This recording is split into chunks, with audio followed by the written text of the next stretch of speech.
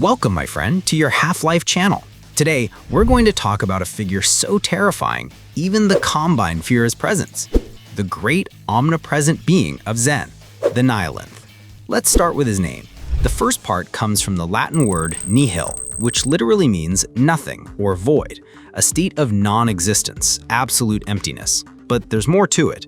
In philosophy, nihilism is a school of thought tied to skepticism, where traditional values, dogmas, and beliefs are seen as meaningless.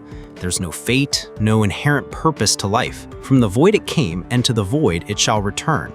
That might help explain something about the Nihilanth's nature, a being without religion, without superstition, without a state, a community, or even a family. It lives solely for itself. Then there's the second part of the name, anth, a Greek root often used in reference to flowers, fitting given the floral shape of his head. There's even a flower called anthurium that closely resembles what his designer may have intended. To this day, the true origin of this alien being remains unknown.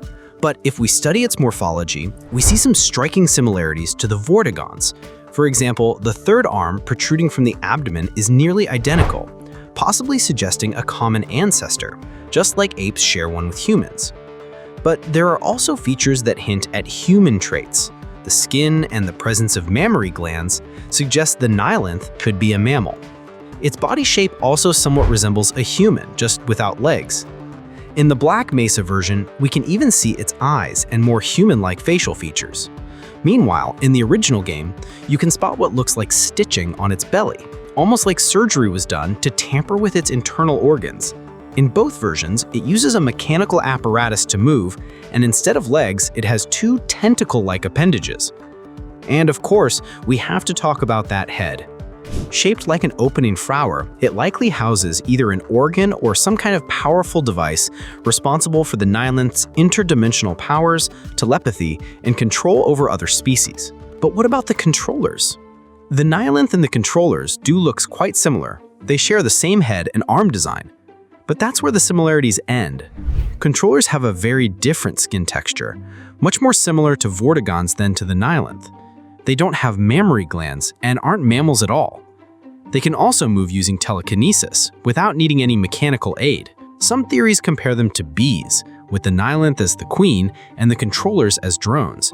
But in our humble opinion, and we could be wrong, they might actually be a separate species that formed an alliance with the Nihilanth.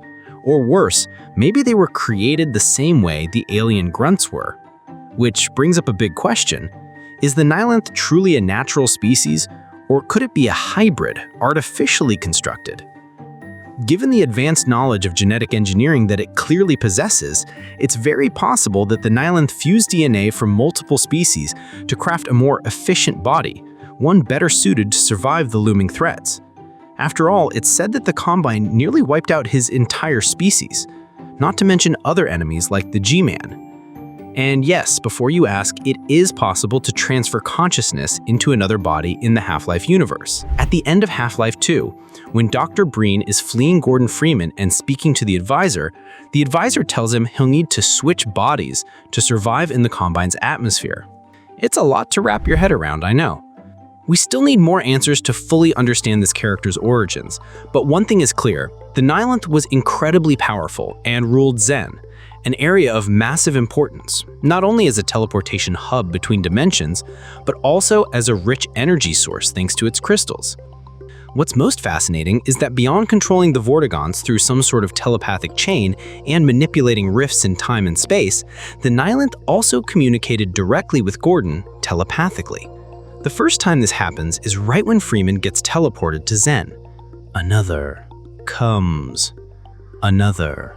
He says it like Gordon is just another human intruder stepping into his domain, a pest that needs to be exterminated.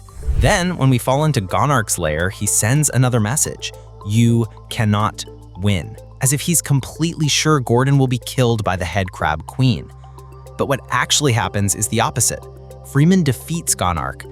That's when Nihilanth says, "Done, what you have done." Almost like we just killed his pet or something.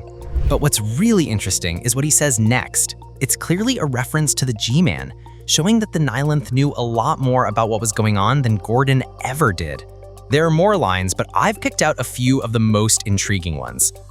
The last. I am the last. This could mean he's the last of his species, or maybe the last one left defending Zen. Deceive you. He will deceive you. That might also be about the G-Man, suggesting Nihilanth understands who the real players in this war are. Maybe he too was manipulated by the G-Man at some point in the not-so-distant past. Truth. You can never know the truth. Now, this one's mysterious because we really don't know what truth he's referring to. Is it about the Combine, the G-Man's employers, or maybe something we haven't even seen yet in the Half-Life saga? And finally, one that I saved for last on purpose. Slaves. We are their slaves. Now, this raises a big question. Was it really Nihilanth who said that? Or were the Vortigaunts speaking through him? Maybe they were using some kind of telepathic interference. But if it was truly the Nihilanth speaking, then could there be something even bigger behind the scenes pulling his strings? Who knows, right? So don't forget to hit that subscribe button and leave a like. Much love to all of you. See you next time.